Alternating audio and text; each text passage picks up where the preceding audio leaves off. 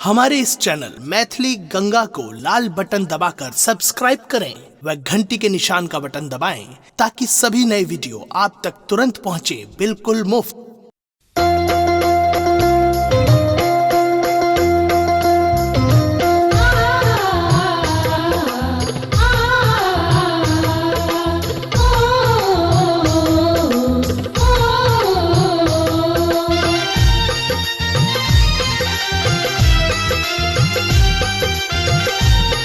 अपने सुन रहल छी गंगा कैसेट के प्रस्तुति।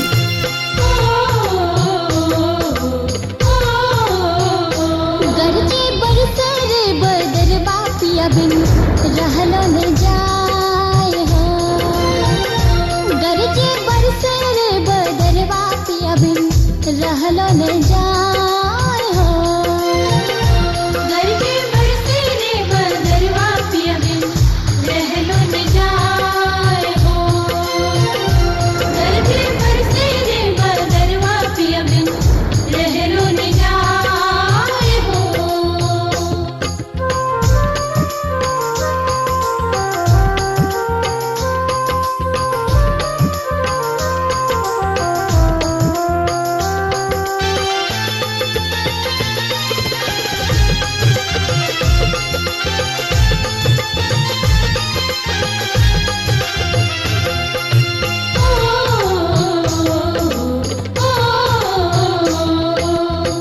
हंस को किला शब्द सुनावे नीलकंठ अति मोर। हंस को किला शब्द सुनावे नीलकंठ अति मोर। ताते जिए धरकत सखी प्राण बचे न मोर। थर थर कांपे रे करजबा देखी रन अन्हराय हो। गरजे बरसे रे बदरवा पिया बिन रहलो न जाए हो। गरजे बरसे रे बदरवा पिया बिन रहलो न जाए हो।